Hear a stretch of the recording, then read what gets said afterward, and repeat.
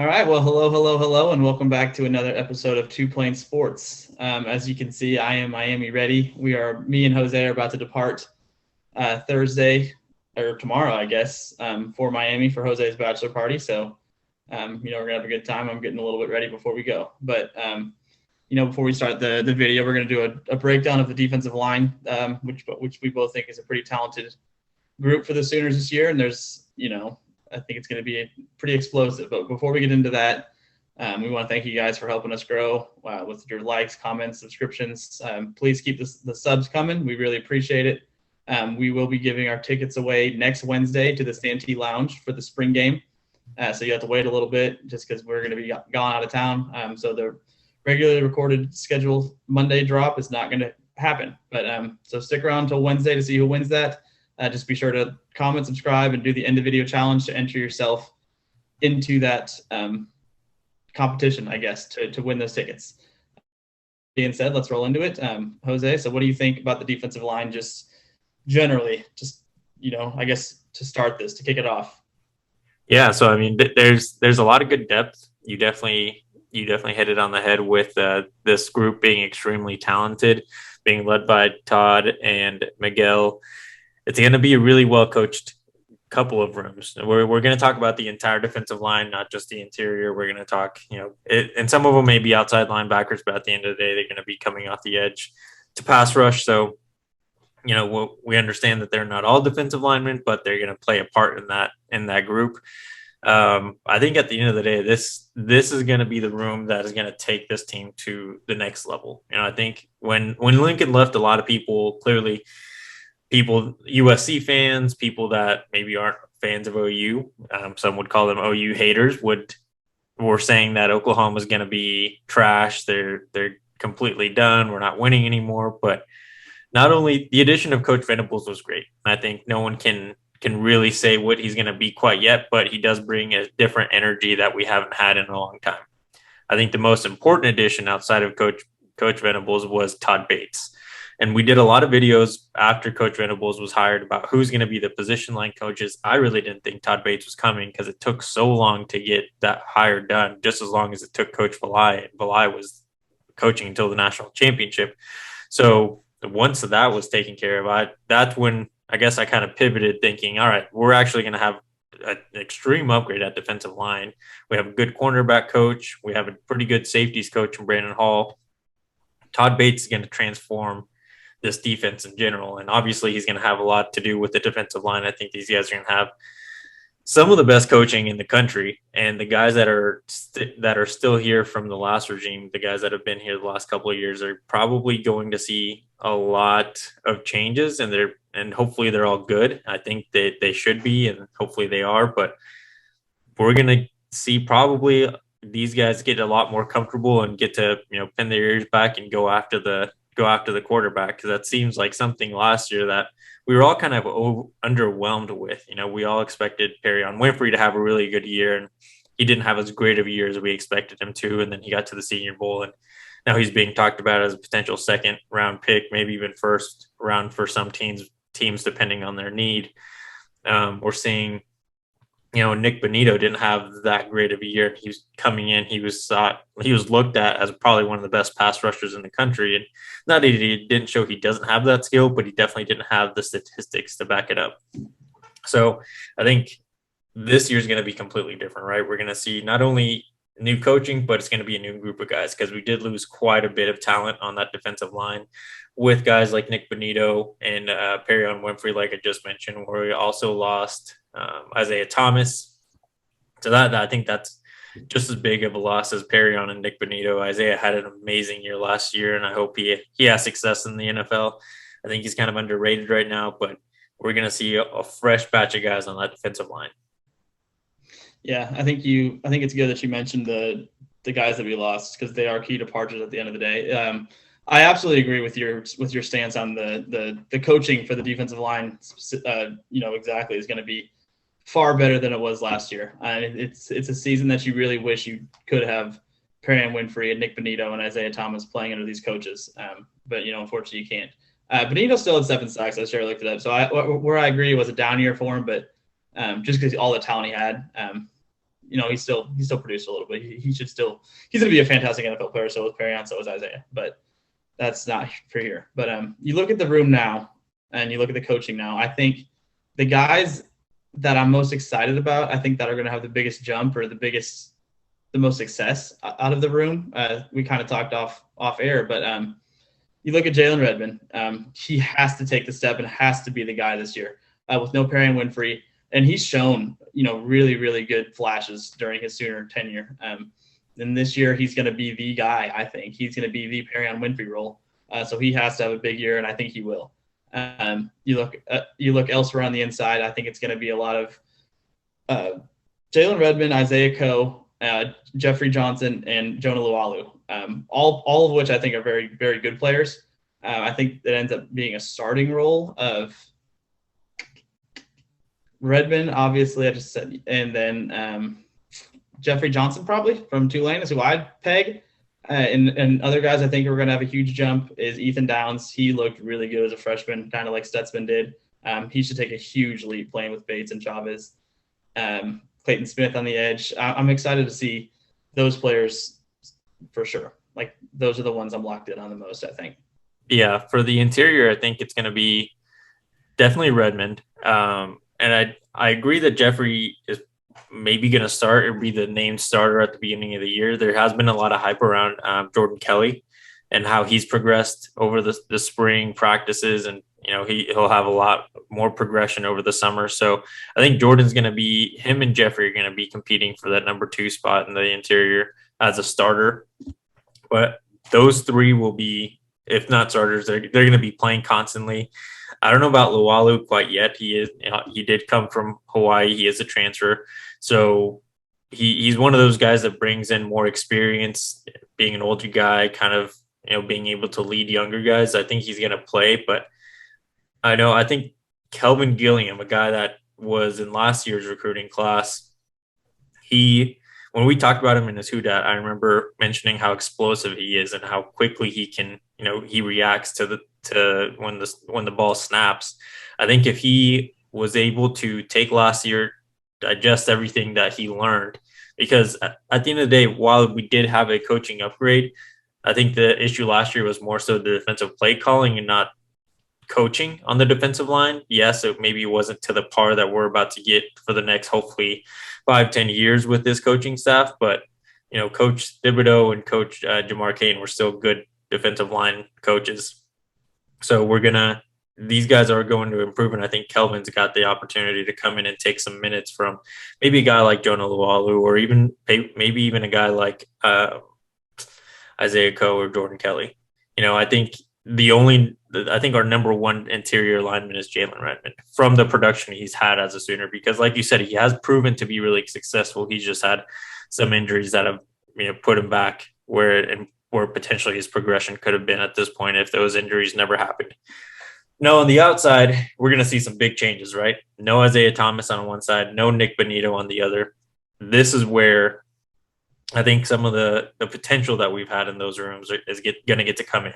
I see a guy like Reggie Grimes getting put in a position where Isaiah Thomas was, because I was a big fan of Reggie Grimes when he was coming out of high school. He's shown really good plays whenever he gets the opportunity on the field. I think now that he'll have an opportunity to have more time, we'll get to see really what he can be. And he's got the skill to be a really good player at the college level and even a really good player at the pro level. He just needs to have that exposure, needs more reps to really show what he can do. Because as a backup, yes, you're being put in a position to still succeed. But once you're a starter, that's when the opposing coaches know how to prepare. They're not preparing for the backups, right? The rotational guys. So maybe it's easier as long as they have the rotation guys have skill, they can have success. But once you're a starter, you're put in a situation where these other coaches know, all right, Reggie Grimes, we need to stop him. Then they're either going to start double teaming him, or they're going to make sure that they have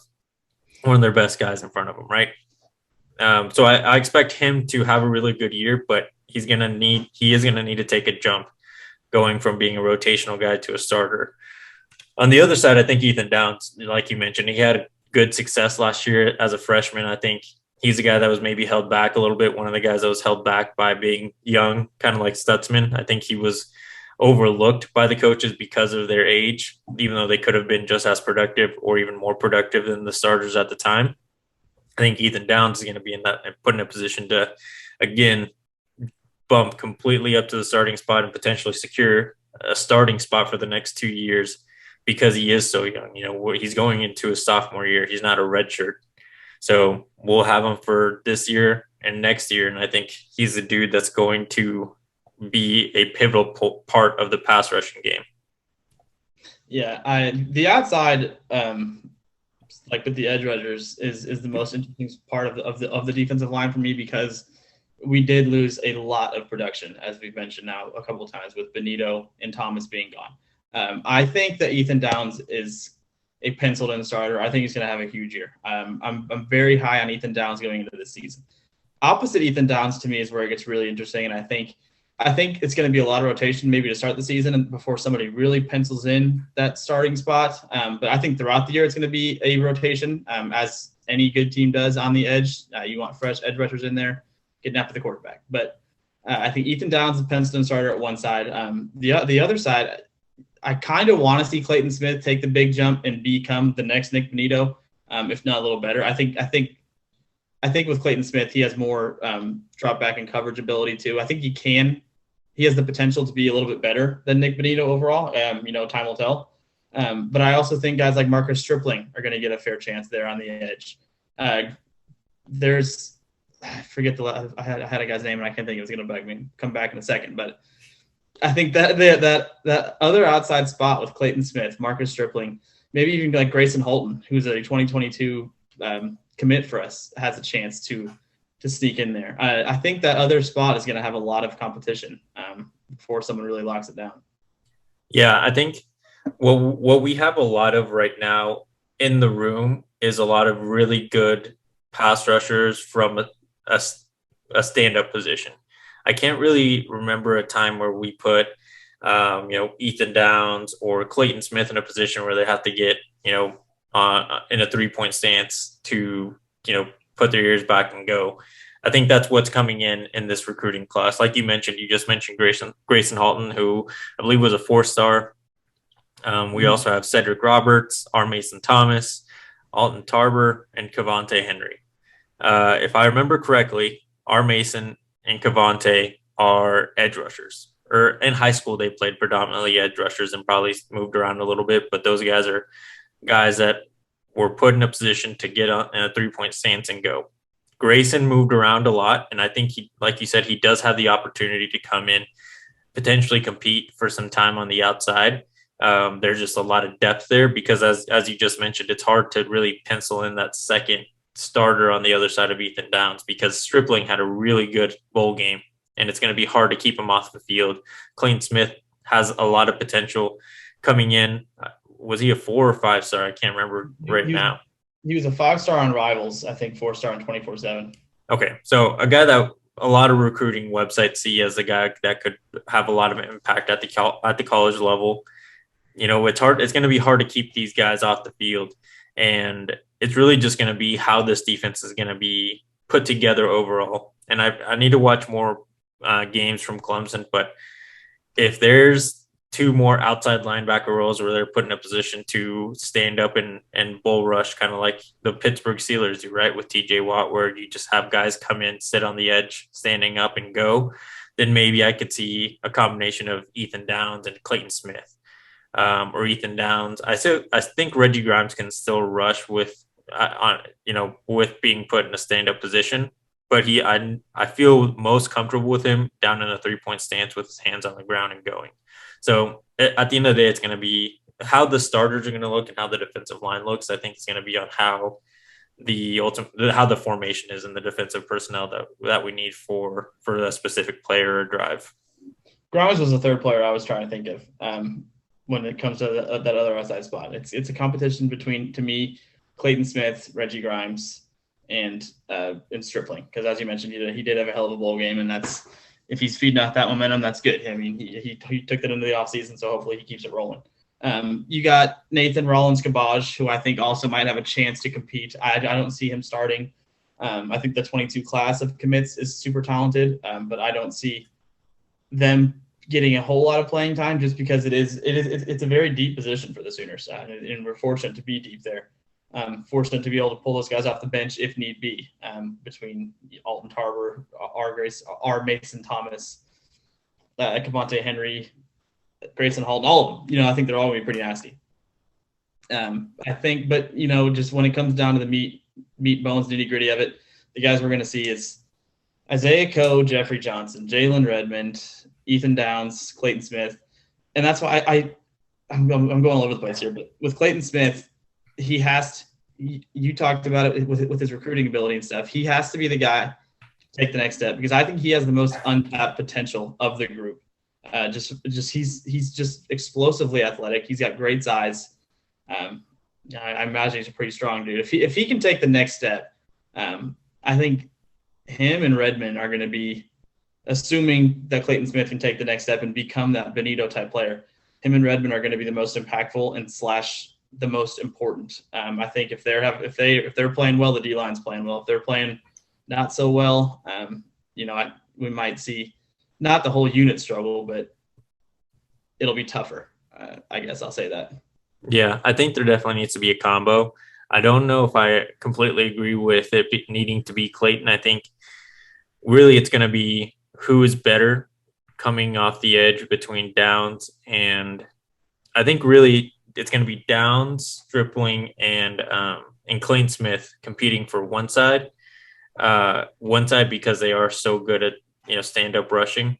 Again, and like I said earlier, it'll depend on the formation, but I think those guys excel in being in the stand-up position. Reggie Grimes on the other side, maybe along with a guy like Kelvin Gilliam, who is very explosive, like I mentioned earlier, and then maybe that gives an opportunity to one of the newer guys from this 2022 class to come in and compete for some rotational time. I don't think any of these guys are ready to be starters because we are so deep. And I know some people may not like this, but the last Thibodeau and Kane put this, we're building this position group to be good. These coaches are just going to make it so much better. Like this, with the coaching from them, I think that this defensive line with the right play calling could have been, somewhere in the top half of college football. I think with the play callers we have now and this coaching staff, they should be in the top 20 with the potential they all have, like you've been mentioning. And Clayton Smith, I think Ethan Downs has just as much potential as Clayton does. And then Reggie Grimes, again, a guy I've been super excited about for him to finally get his opportunity to start. If he can take advantage, if they can all take advantage of getting more time along with the coaching that they have, this defensive line is going to be tough to stop. And it's going to be tough for coaches to plan for this defensive line because not only are they fast, but they're big. This concept of speed D was something that didn't completely make sense with the defensive line because we were getting way too small there, especially in the interior, right? We had Perrion and Isaiah Coe as the two biggest, and they are huge. And not to say that the guys that are maybe a little bit smaller can't fill in those roles, but when you have a small defensive line, we're putting the team is being put in a position to either have to have a stacked box to prevent the run or just have huge holes, in which we saw last year against Texas. Bijan Robinson, while he didn't have the best game out of the two running backs that played versus him and Kennedy Brooks, he did have a hell of a game against Oklahoma, and other running backs had pretty good games against us too. And not to mention running quarterbacks, they just destroyed us. And that's maybe not so much on the defensive line, but having a bigger one definitely makes them stress and stay in the pocket a little bit more. I think of all that you just said, what stood with me, what I kind of took away, or what I'm going to take away, I guess, is you mentioned Thibodeau and Kane building the defensive line to be good, and I agree. I think there's a lot of good pieces, as we've mentioned, all these guys in line right now. I think on the current roster, the current makeup of the team, the guys that can be great would be Ethan Downs, Jalen Redmond, and Clayton Smith. Potentially Reggie Grimes. He's shown flashes. If he can put it together this year, maybe he can be great. But other than that, I think it's a bunch of very good players. I think Jeffrey Johnson's a very good player. I think Jonah Luwalu is going to be a very good player. But I don't look at them necessarily as the kind of game breaker, take over a game type defensive lineman. And I think Ethan Downs and Clayton Smith can be that kind of player on the edge, and I think Jalen Redmond can be that kind of player coming out the middle. But going forward with this class, we've talked about the defensive line a lot in recent videos, and I think it speaks to your point about these coaches Bates and Chavis building a defensive line that's going to be great. When you look at the 23 and 24 kids that have been visiting or that we're really high on with recruiting, we just fell short of the Levius Overton sweepstake. I think he has the takeover game type greatness. David Stone, he has the takeover game type greatness. T.A. Cunningham, same way. All of these kids that are on the horizon for the Sooners speak to your point about how we're building that great defensive line that I think is going to be game changers. It's that Todd Bates effect we've been mentioning, right? Ever since he was hired, but mainly we've talked about it on the recruiting front, because that's really what he's been doing since being hired at Oklahoma. Is a lot of recruiting. We haven't seen a lot of things on the field. Obviously, now that they're doing a lot of spring practices, we're hearing a lot more from him and seeing a little bit more from where this line is. But the Todd Bates effect isn't just on the recruiting side. It is just as much, if not more, on the development and coaching side of the game. That's, at the end of the day, recruiting is great, but if you can't develop and get these kids to play at the potential, at the level that they should be, you're not an amazing coach. You're just a really good recruiter, and maybe that's just where that person should be. Todd Bates is probably the best, if not one of the top 3 recruiters, not just for his position, but in general in college football. It's hard to beat someone like Todd Bates in a recruiting battle, and he can put out the product on the field. He's had multiple first-round picks in his time at Clemson. Cleveland Farrell, was Christian Wilkinson a Tiger? Christian Wilkins, yeah. Yeah, Christian Wilkins, I believe, was a first-rounder for the Dolphins. And I'm sure there's more I'm missing, but those are just 2 right off the bat, first-round picks. He's got the resume. He's got the talent. He can coach better than most. And I think that's why a lot of people are excited. I think, obviously, we're, like I said at the beginning, we're excited because Coach Venables, he brings that energy we haven't had in a long time. But if you look at the position coaching, overall, Oklahoma's upgraded a lot, and this defensive line is going, to me, is the most exciting part, because, I mean, you and I believe that games are won in the trenches, both sides of the ball, and not, other people don't really focus on that. But when you have a defensive line that can't be moved and an offensive line that can move people around, it's going to be hard to lose games. So at the end of the day, that's what Oklahoma's trying to build right now with Bates coaching the defensive line, along with Coach Chavis and, Coach B being who he is and creating first-round and top NFL talent and building great offensive lines at the college level. Yeah, no, and going back to the Todd Bates effect, it's as you just mentioned, it goes way beyond just recruiting. The guy knows what he's doing once the players are there, and he's drawing up X's and O's. Isaiah Simmons is another example of just a Clemson defensive player that probably Bates had a lot of effect on in his development and growth, and he was also a first round. Todd Bates' resume speaks for itself. He has a lot of talent and potential in this room to work with. Nathan Rollins-Gabage is a guy we haven't really even talked about on this episode very much, but he, to me, could be a sleeper.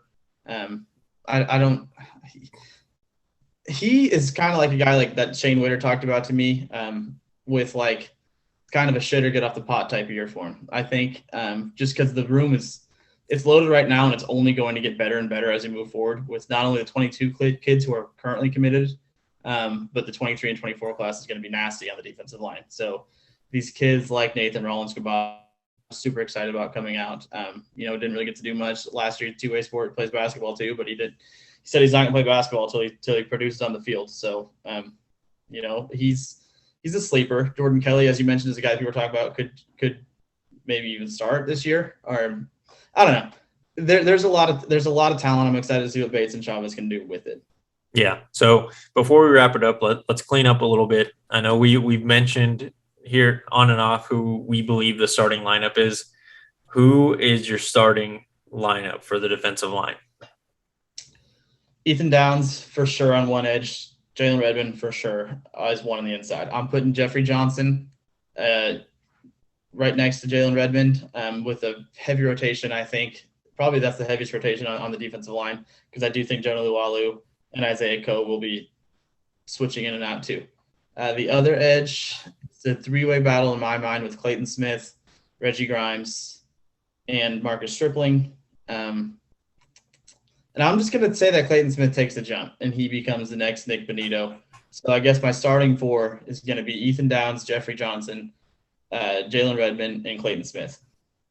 Yeah, I think that's a good one. And I think you're going to get a few of those right. I think I agree with you on the Ethan Downs. I think he's a dude that the coaches have talked very highly of him, especially Coach Chavis. Whenever he's been asked about Ethan Downs, he talks about his motor and how quickly he's picked things up and how excited he is about where he's going to be on the field and through with his development. So definitely agree with Ethan Downs. The defensive line, I agree with Jalen Redmond being one of the starters. I'm going to go ahead and pick Jeffrey Johnson as the other one as well. But I think, differently from you, I think the rotation's going to have a lot more Jordan Kelly than it seems like you believe. I think Jordan's going to get an opportunity to play a lot, along with Isaiah Coe. Those will be the four rotated, and if there's a fifth one, then maybe Kelvin Gilliam will go in or Jonah Luwalu. But I think those first four I mentioned are going to be playing a lot more than the other two that I also mentioned. Now on the other edge, I also agree with you where there is going to be a lot more competition for that second pass rushing spot or edge rusher. I think it's going to be Reggie Grimes. I think he's had plenty of experience on the field, even though, as I've said, it's been more as a rotational or backup role. He has had opportunities to start, and he's played decent games. Nothing, I don't think I would be comfortable saying he hasn't played any games where he's been the most impactful defensive lineman, but he's definitely been a very good defensive lineman where making him being on the other side of Ethan Downs puts his defensive line in a position to be very, very successful. Even if he played like 60% of the snaps, and then we saw Stripling and Clayton Smith come in for the other 40. I think that's a fair amount. I mean, there's just so much talent for pass rushing. I think right now with these rooms that you're not going to go wrong. I just think Reggie Grimes brings more experience on the field where he can be more impactful immediately. So my four, to clean it up, is Ethan Downs, Jeffrey Johnson, Jalen Redmond, and Reggie Grimes. So we only had one person difference, and I guess our rotation's a little different. But I think at the end of the day, like we're just like everyone else, we're taking educated guesses from what we've seen on the field, what we're reading, what we're seeing from the coaches and hearing from them. I think the spring game is going to tell all. And to make sure that you guys get an opportunity to be there, we're going to go ahead and kick it to Brandon for his end of video challenge, because if you want to enter for the giveaway, like he said, not only do you have to like, comment, subscribe, hopefully turn on that notification bell, and then go follow us on Twitter and Instagram if that is your thing. Make sure that you go in the comment section and do what Brandon's about to tell you. Yeah, well, before the end of video challenge, last thing, we want to see your defensive line starters too, / rotation, because this is a very interesting group. I think, to me, it's one of the ones that is up for the most interpretation. It's not like, I think with receivers, you kind of know it's going to be Marvin Mims, Drake Stoops going to play a lot, probably Jalil Farouk. And then, there's a couple of bubble players out there, and we'll break that down later. But the defensive line, I think, is up for a lot more interpretation as far as the rotation and the starter. So I'm curious to see who you guys have playing the majority of the time for the Sooners, who starts for the Sooners, who is the backups. I'm curious to see that. But now for the end of video challenge, as I mentioned leading up to the video, or whenever we first started the video, Jose and I are departing for Miami tomorrow for his bachelor party. We're going to be, beaching it and having some cocktails. So I'm sure we've been to Miami, at least some of our viewers and listeners and whatnot, because it's a fun spot. So where should we go in Miami? We're thinking of casinos, or the Italian place. What's it called, Jose? I think it's casinos, yeah. Something like that. Yeah, Casinos Italian is what we have currently looking at for reservations, looking at some cool brunch spots. Where do you guys recommend for dinner and brunch in South Florida? All right. You heard the man. Give us some recommendations. Make sure to let us know who you think is going to be the starters on the defensive line. Throw in if you think there's going to be a lot of rotation. Just let us know what you think. Like he said, this is definitely the room that's going to have a lot of change because of the pieces that we lost to the NFL. So we'd make sure to put that in the comments. Again, like, comment, subscribe. Go follow us on Twitter and Instagram. If viewing us on YouTube isn't the most convenient for you, make sure to follow us on Spotify or Apple Podcasts. All the links are down below. If you want to search it, everything's at Two Plane Sports. Go ahead, do all that good stuff. Make sure to come back next Wednesday to hear who's going to be the winners of the ticket giveaway. Like Brandon said, we are going to have to take a 1-day break next week, so there's going to be no Monday upload since we'll be traveling. But Wednesday, we'll announce the winner. Talk more about the the OU spring game leading up to it, what we expect to see at the game, and make sure to be at Ocon's a few hours before the game to meet up with Brandon and Brumbaugh. Next week we'll have Brumbaugh on back for the videos. But other than that, thanks for watching, guys. We'll see you next time.